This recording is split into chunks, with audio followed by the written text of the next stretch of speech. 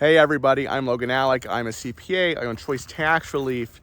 Today we're talking about trust fund taxes. What are trust fund taxes? Trust fund taxes are the taxes that an employer withholds from their employees' paychecks and is expected to remit to the government.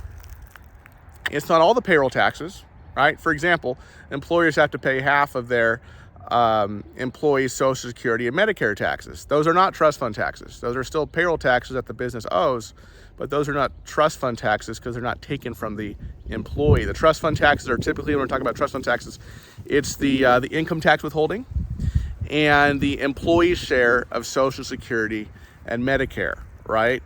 That comes out of those things come out of the employee's paycheck.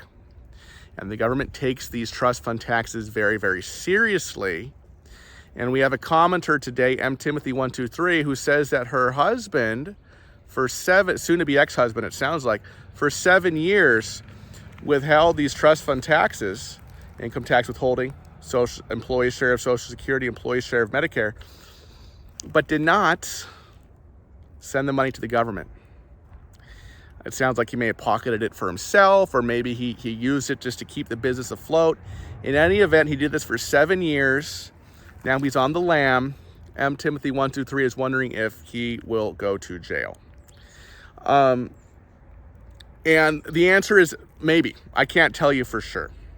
Not all of these cases get a criminal referral. One of the factors, it's not the only factor, but one of the factors is the size, the magnitude of the thing. I have an associate who worked for IRS criminal investigation for decades with payroll trust fund fraud. And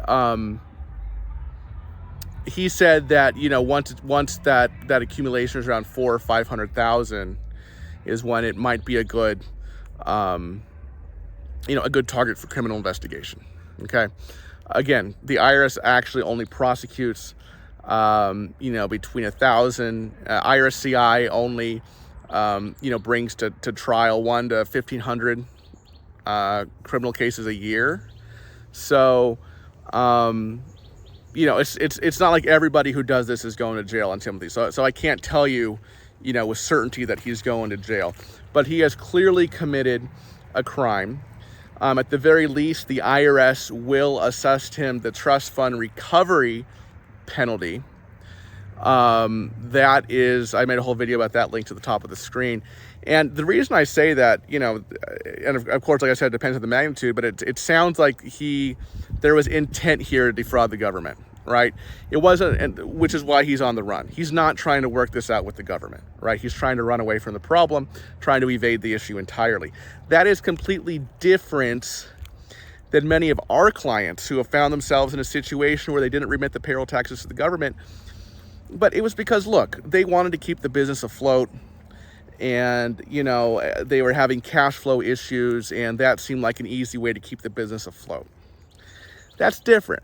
It sounds like your husband, soon to be ex-husband, M. Timothy 123, it sounds like there was an actual willful intent here to defraud the government, especially because it went on for 7 years, right? This wasn't just, cash flows are down this month. Hey, I'm going to hold on to those payroll taxes I should send to the government. This sounds like something else. Again, of course, this is just a YouTube comment. I don't want to read too much into the situation here.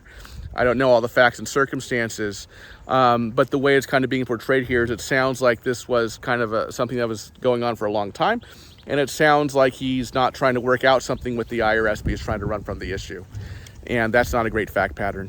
That's not a great fact pattern at all. So now, this is all to say, if you're a business owner in this situation and you have not paid the payroll taxes, the trust fund taxes to the government that you should have,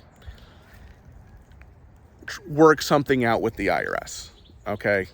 The sooner you do that, the less likely it is you're going to end up in federal prison, okay? And we can help you work through these issues here at Choice Tax Relief. If you owe at least $10,000 in back tax debt, whether that's income taxes or payroll taxes or whatever, you qualify for a free consultation. Give us a call, 866-8000-TAX, at 866-8000-829, or you can go to choicetaxrelief.com, fill out the form on the website, and we will reach out to you. Thanks so much for watching, everybody. I'll see you in the next video. Bye-bye.